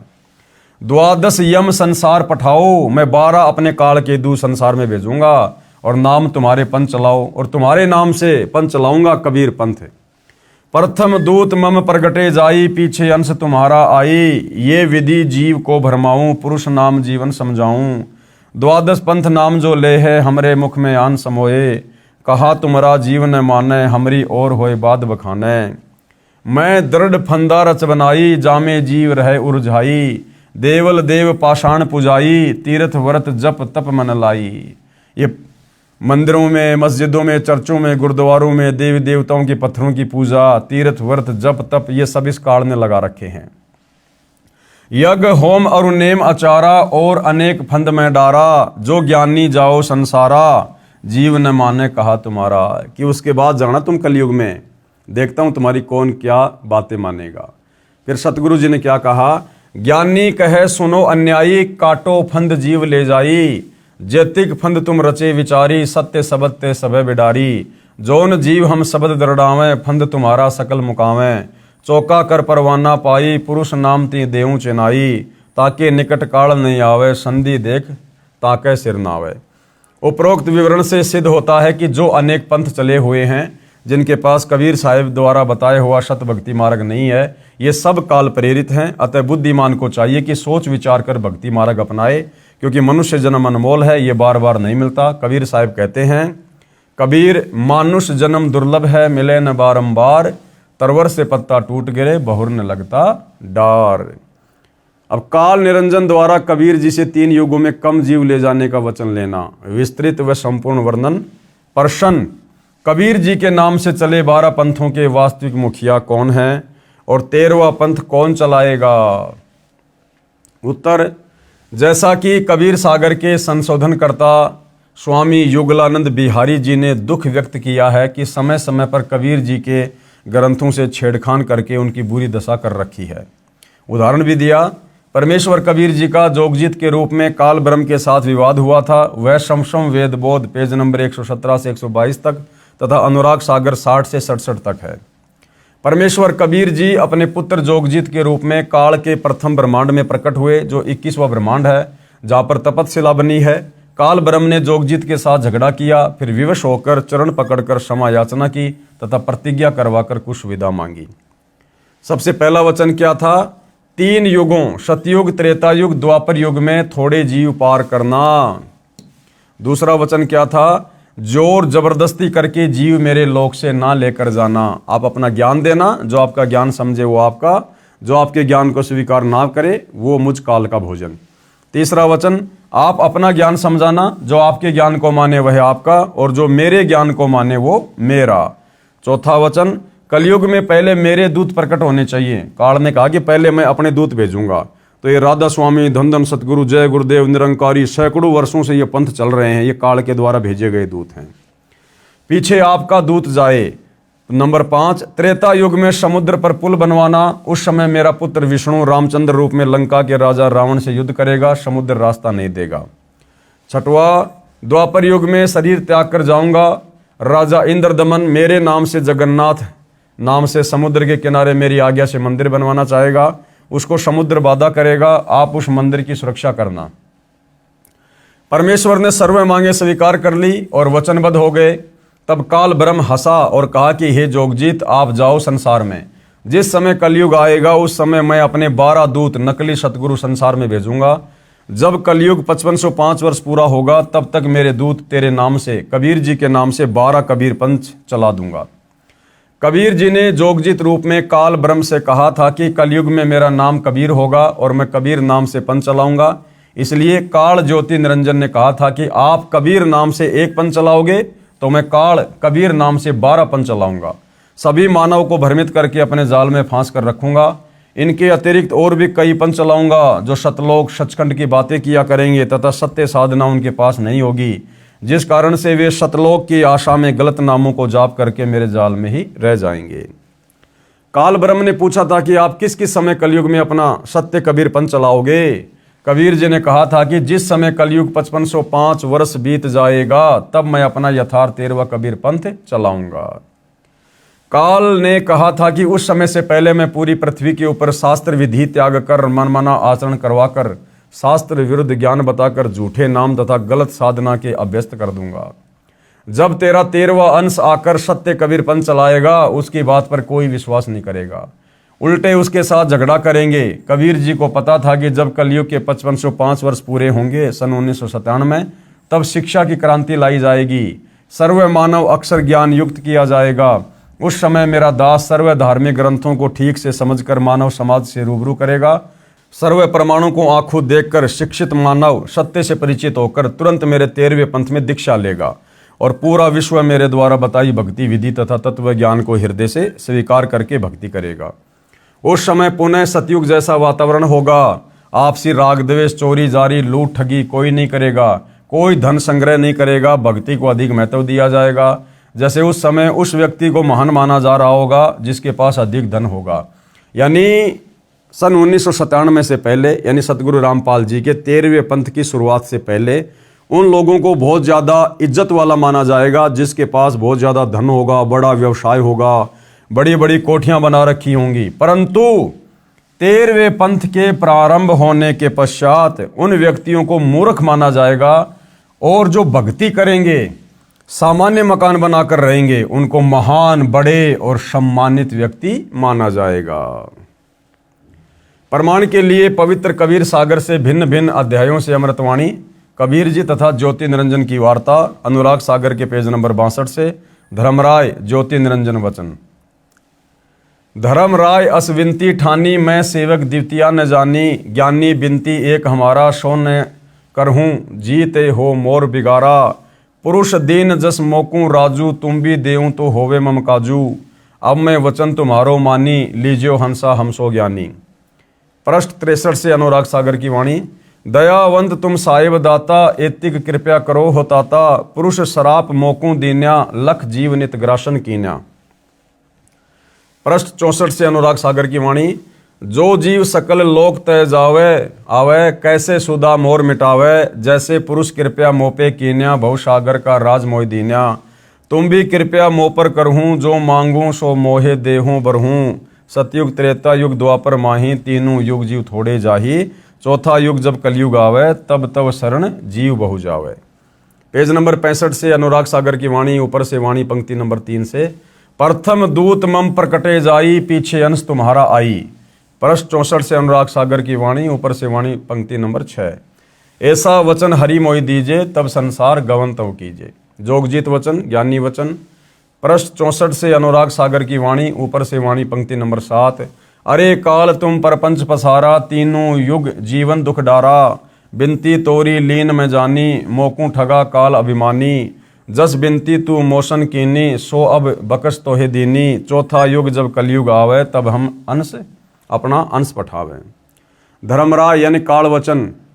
पृष्ठ 64 से अनुराग सागर की वाणी, ऊपर से वाणी पंक्ति नंबर 17। हे साहिब तुम पंथ चलाऊ, जी उबार लोक ले जाऊं। पृष्ठ 66 से अनुराग सागर की वाणी, ऊपर से वाणी पंक्ति नंबर 8, 9, 16 से 21। संधि छाप सार शब्द मोय दीजे ज्ञानी, जैसे देवोगे हंस सैदानी। जो जन मोकू संधि सार शब्द बतावे, ताके निकट काल नहीं आवे। कहे धर्मराय जाओ संसारा, आनु जीव नाम अधारा। जो हंसा तुमरे गुण गावे, ताही निकट हम नहीं जावें। जो कोई लहे शरण तुम्हारी, मम सिर पग दे हो पारी। हम तो तुम संग कीन डिठाई, तात जान कीन लड़काई। कोटिन अवगुण बालक करही, पिता एक चित न धरही। जो पिता बालक को दे निकारी, तब को रक्षा करे हमारी। सार नाम देखो जय साथा, ताई हंस में निवाऊं माथा। ज्ञानी वचन, कबीर वचन। Anurag Sagar page number 66। जो तोई देऊं संधि बताई, तो तू जीवन को हो दुखदाई। तुम परपंच जान हम पावा, काल चले नहीं तुमरा दावा। धर्मराय तो ही प्रकट बाख्या, गुप्त अंक बीरा हम राख्या। जो कोई लेई नाम हमारा, ताई छोड़ तुम हो जाना नियारा। जो तुम मोर हंस को रोको भाई, तो तुम काल रहन नहीं पाई। धर्मराय यानी काल निरंजन वचन। पृष्ठ 62 तथा 63 से अनुराग सागर की वाणी। बेशक जाओ ज्ञानी संसारा, जीव न माने कहा तुम्हारा जीव न माने, हमरी और हो बात बखाने। दृढ़ फंदा में रचा बनाई, जामे सकल जीव उर्जाई। वेद शास्त्र समृति गुणगाना, पुत्र मेरे तीन प्रधाना। तीनों बहुबाजी रचि राखा, हमरी महिमा ज्ञान मुख बाख्या। देवल देव पाषाण पुजाई, तीर्थ व्रत जप तब मन लाई। पूजा विश्व देव आधारी, ये मति जीवों को राख्या बांधी। जग होम और नेम अचारा, और अनेक फंद में डारा। ज्ञानी कबीर वचन। हमने कहा सुनो अन्यायी, काटो फंद जीव ले जाई। जैते फंद तुम रचे बिचारी, सत्य सबद ते सबे बिडारी। जोन जीव हम शब्द दृढ़ावे, फंद तुम्हारा सकल मुक्तावें।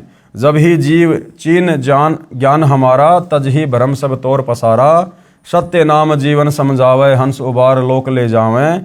पुरुष सुमरण सार बीरा, नाम अविगत जनाव हूँ। शीश तुम्हारे पांव दे के हंस लोक पठाव हूँ। ताके निकट काल नहीं आवे, संधि देख ताको सिर नावे। धर्मराय काल वचन। पंथ एक तुम आप चलाओ, जीवन को शतलोक ले जाऊं। द्वादश पंथ करूं मैं साजा, नाम तुम्हारा ले करूं आवाजा। द्वादश यम संसार पठाऊं, नाम कबीर ले पंथ चलाऊं। प्रथम दूत मेरे प्रकटे जाई, पीछे अंश तुम्हारा आई। ये विधि जीवन को भरमाऊं, आपन नाम पुरुष का बताऊं। द्वादश पंथ नाम जो ले ही, हमरे मुख में आन समोई। ज्ञानी कबीर वचन चौपाई। अरे काल परपंच पसारा, तीनों युग जीवन दुख आधारा। बिनती तोरी लीन में मानी, मोकू ठगे काल अभिमानी। चौथा युग जब कलयुग आई, तब हम अपना अंश पठाई। काल फंद छूटे नरलोई, सकल सृष्टि परवानिक होई।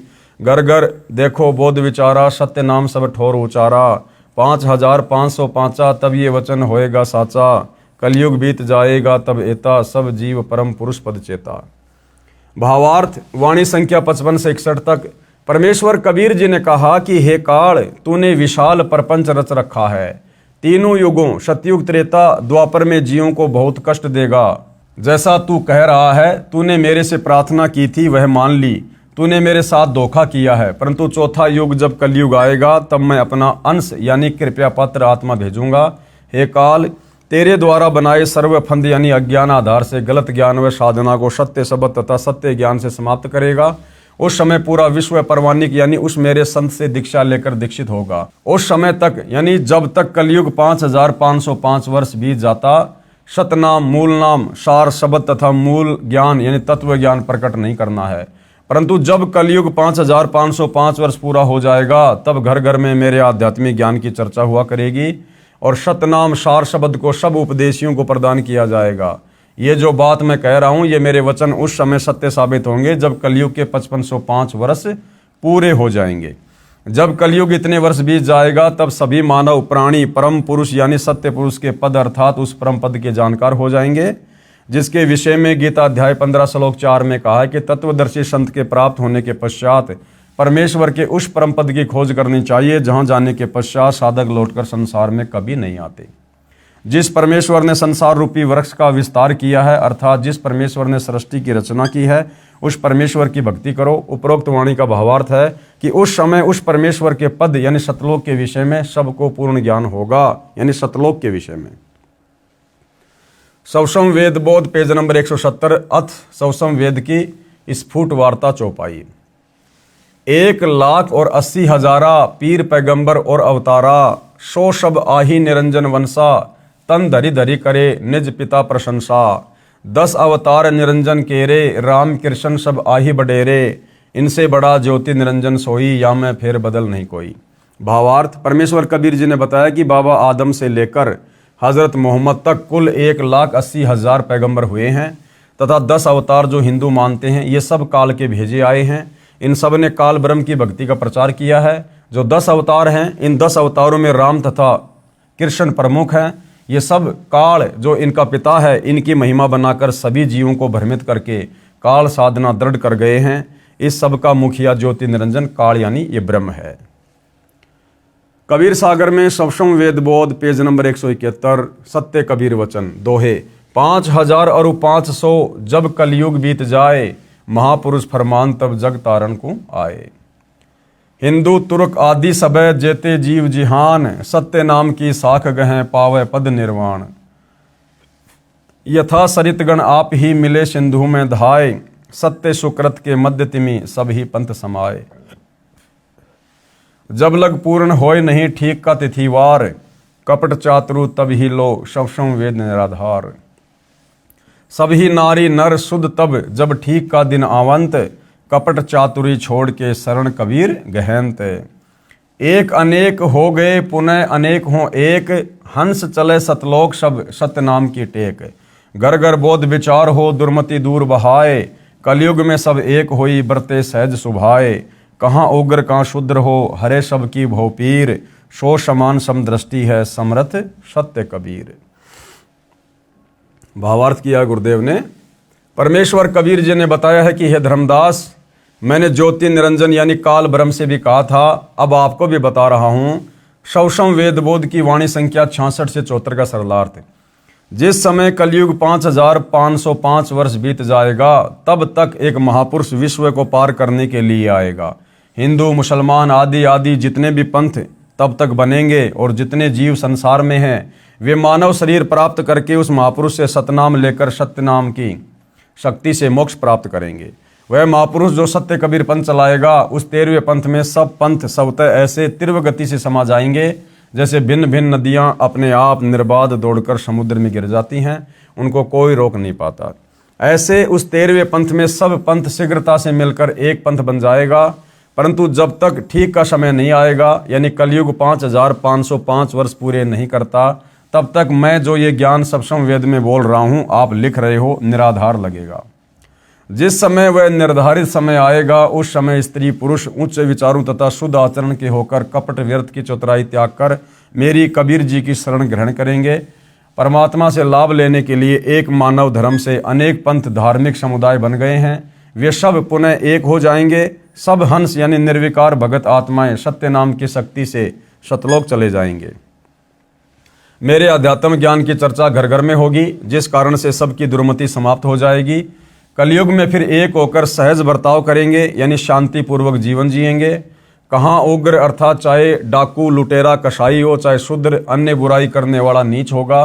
परमात्मा सत्य भक्ति करने वालों की भवपीर यानी सांसारिक कष्ट हरेगा यानी दूर करेगा। सत्य साधना से सबकी भवपीर यानी सांसारिक कष्ट समाप्त हो जाएंगे और उस 13वें पंथ का प्रवर्तक सबको समान दृष्टि से देखेगा अर्थात ऊंच नीच में भेदभाव नहीं करेगा। वह समरथ सत्य कबीर ही होगा। 13वें पंथ को चलाने वाला कौन होगा? स्वयं कबीर भगवान। तो सतगुरु रामपाल जी कौन है आप जी विचार कर सकते हैं। मम संत मुझे ही जान मेरा ही स्वरूपम। आगे सवाल किया है प्रश्न, वह 13वां पंथ कौन सा है, उसका प्रवर्तक कौन है? वह 13वां पंथ यथार्थ सत कबीर है। उसके प्रवर्तक स्वयं कबीर परमेश्वर जी हैं। उस 13वें पंथ को चलाने वाले कौन है? स्वयं कबीर परमेश्वर।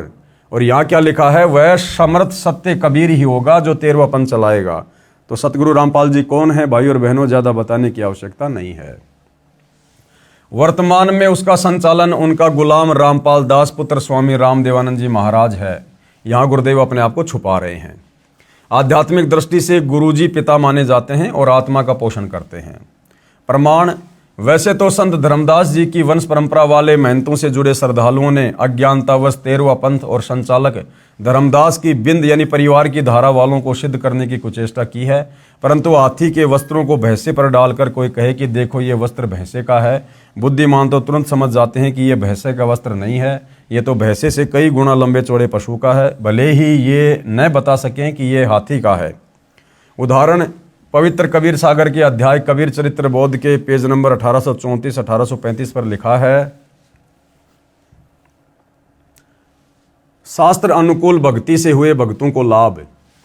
अब सतगुरु रामपाल जी से सत भक्ति प्राप्त करके जिन जिन आत्माओं को लाभ प्राप्त हुए हैं, उन भगत भाई बहनों के कुछ अनुभव हैं जो यहाँ इस पुस्तक में लिखे हुए हैं।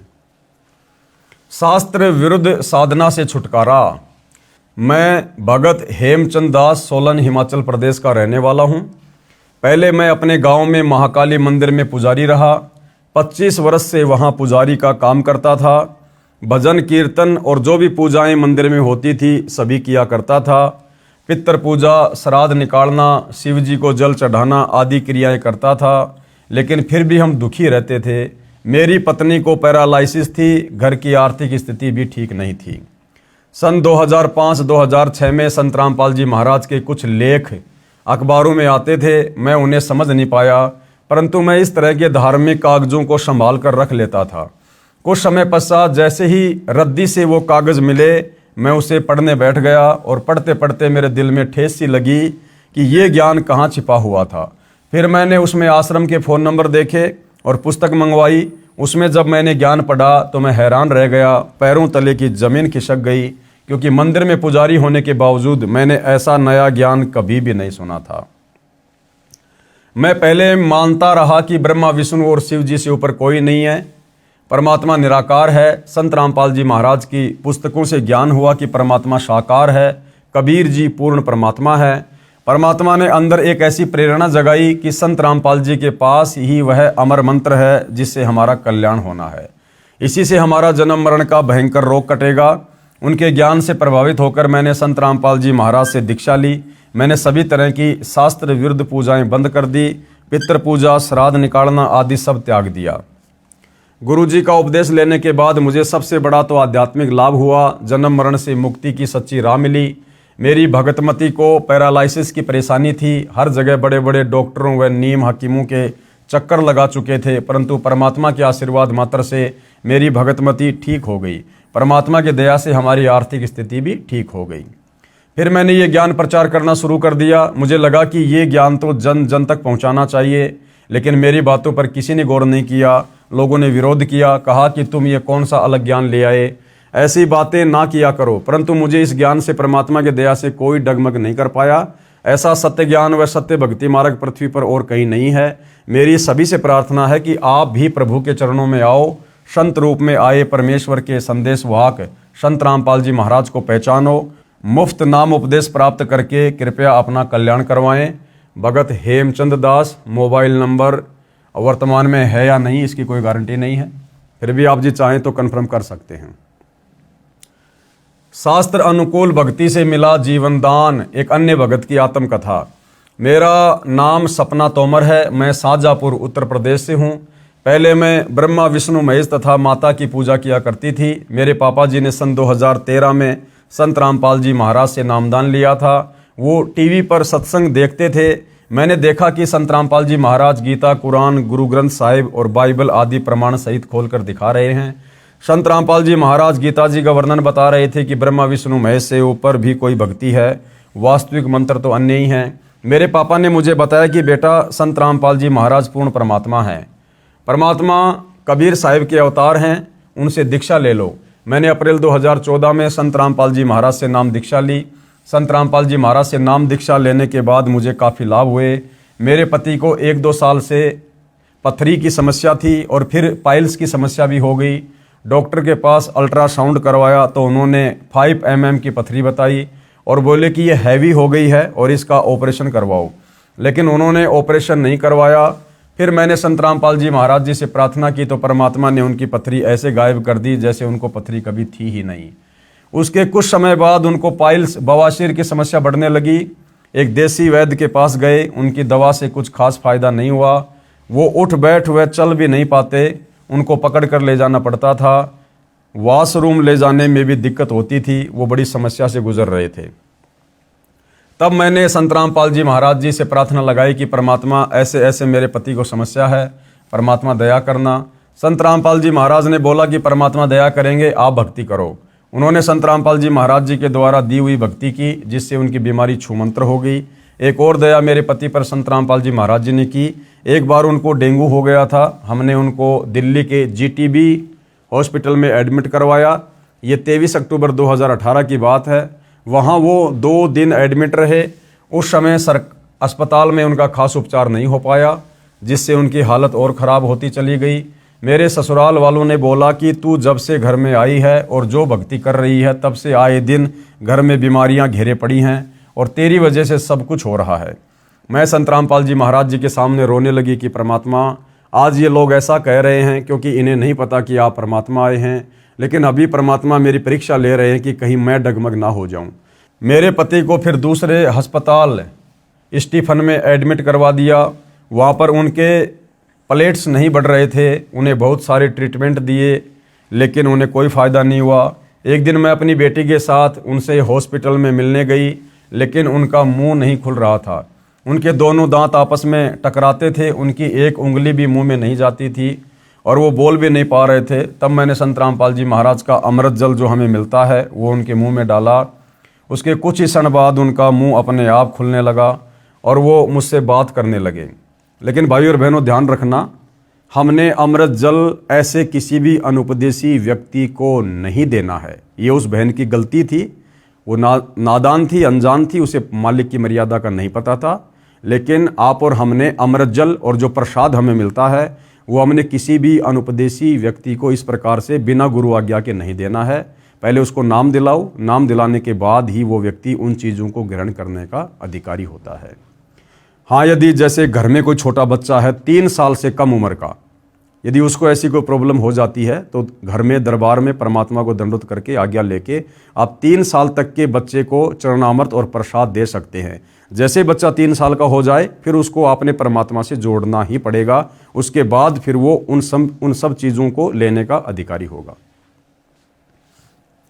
उसके बाद वो मुझसे बात करने लगे। मुझे वहाँ रोना आ गया कि परमात्मा, मुझे तो विश्वास है, लेकिन मैं अपने ससुराल वालों को कैसे विश्वास दिलाऊं कि परमात्मा इतना बड़ा चमत्कार कर सकते हैं। फिर उनकी रीढ़ की हड्डी का पानी निकाल कर टेस्ट के लिए भेजा तो डॉक्टर ने बताया कि इनको ब्लड कैंसर है। ब्लड कैंसर का नाम सुनकर सबके होश उड़ गए कि अब तो ये नहीं बचेंगे। लेकिन मुझे संत रामपाल जी महाराज जी पर पूरा विश्वास था।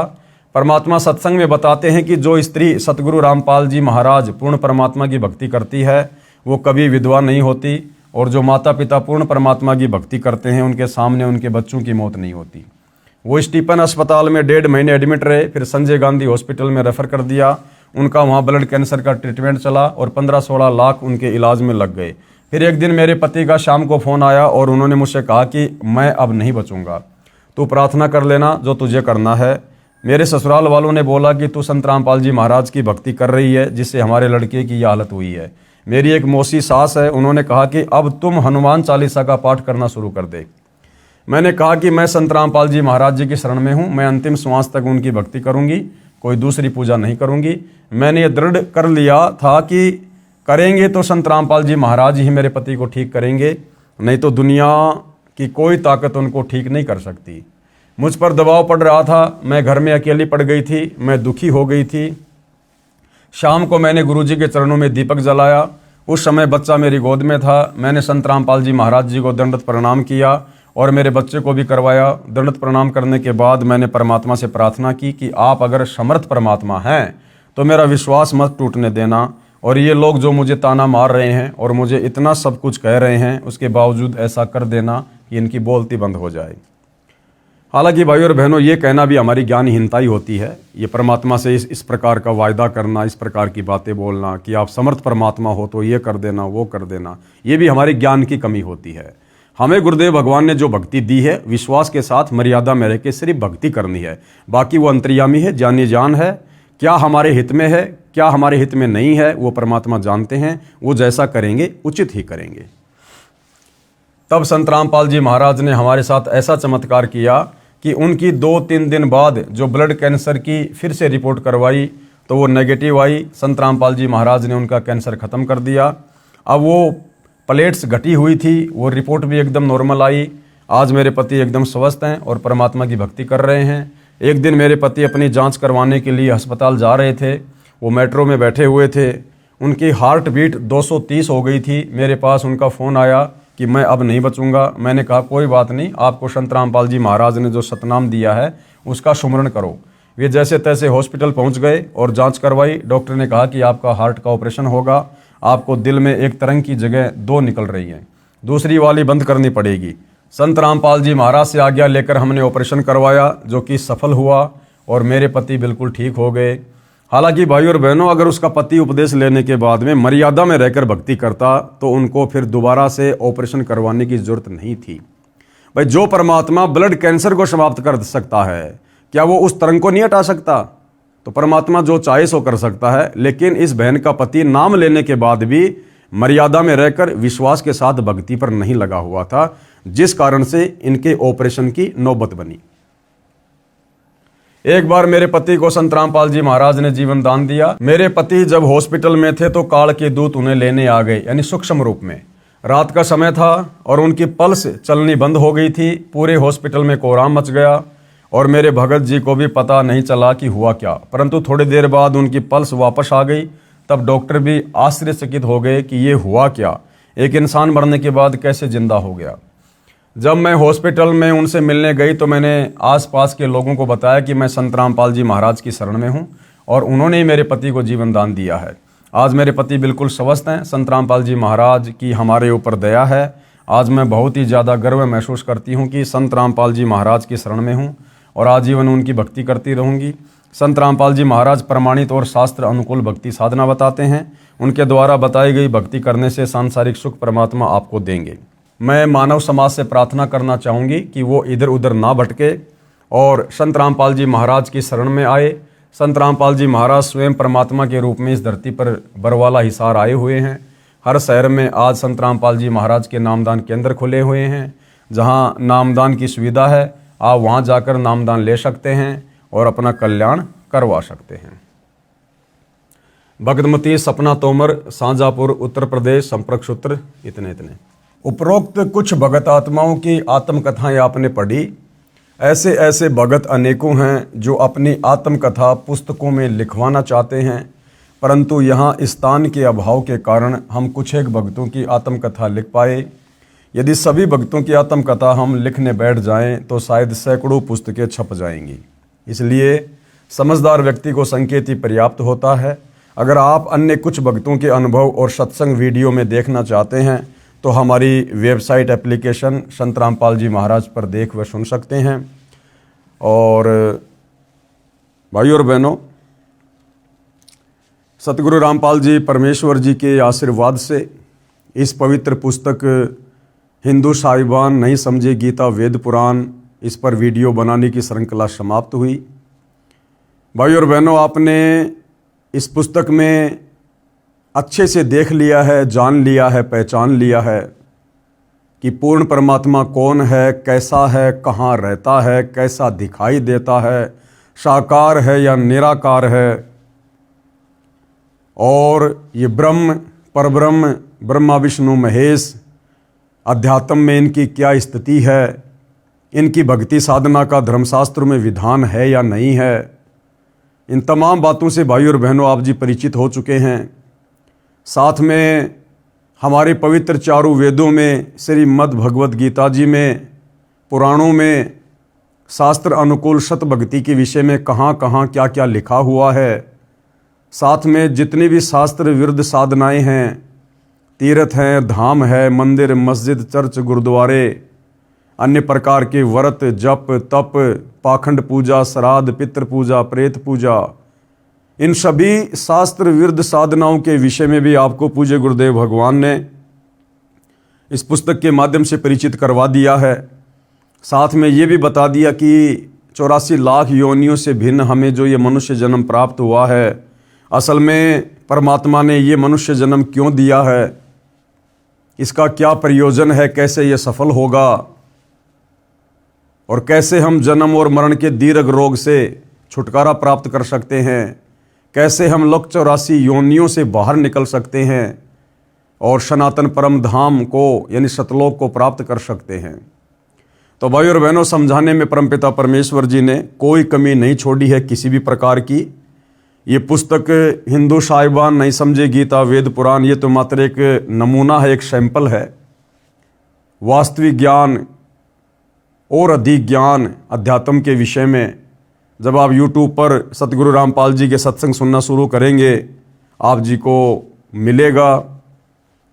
तो भाई और बहनों, इस पुस्तक को देखने के बाद, पढ़ने के बाद अब लास्ट में ज़्यादा कुछ कहना बाकी नहीं रह जाता है। केवल हम आपसे प्रार्थना कर सकते हैं, विनती कर सकते हैं कि समझदार को तो संकेत ही काफ़ी होता है। तो भाई और बहनों, इस पुस्तक को पढ़ने के बाद आपको ये समझ में आ गया होगा कि परमपिता परमेश्वर जी ने 184 योनियों से भिन्न हमें ये अनमोल मनुष्य जन्म क्यों दिया है। ये मनुष्य जन्म केवल शास्त्र अनुकूल सत भक्ति करके सच्चे सतगुरु से उपदेश लेकर मोक्ष प्राप्ति के लिए मिलता है। और यदि हमने इस भक्ति युग में, जिसको बिचली पीढ़ी कहते हैं, स्वयं परम अक्षर ब्रह्म सत्य कबीर तत्वदर्शी संत सतगुरु रामपाल जी के रूप में धरती पर प्रकट हैं, विद्यमान है, यदि हमने उनकी शरण ग्रहण करके मोक्ष नहीं करवाया, तो भाई और बहनों फिर अगला जन्म हमारा 184 में है, नरक में है। तो समझदार को संकेत ही काफ़ी होता है, ज़्यादा कहना दास उचित नहीं समझता, क्योंकि इस पुस्तक ने सब कुछ समझा दिया है। तो भाई और बहनों, गुरुदेव भगवान के आशीर्वाद से इस पवित्र पुस्तक हिंदू साहिबान नहीं समझे गीता वेद पुराण पर वीडियो बनाने की श्रृंखला समाप्त हुई। पूज्य गुरुदेव भगवान के आशीर्वाद के बिना एक शब्द भी मुख से उच्चारित करना संभव नहीं था, लेकिन परमेश्वर जी की दया रही और इस पुस्तक पर वीडियो बनाने की श्रृंखला कंप्लीट हुई। आगे परमेश्वर जी जैसी भी आज्ञा करेंगे, जैसी भी सेवा देंगे, हम दास उनकी सेवा में, उनके चरणों में हाजिर होंगे। तब तक के लिए सभी भगत भाई बहनों को सत साहिब बंदी छोड़ सतगुरु रामपाल जी परमेश्वर जी की जय हो।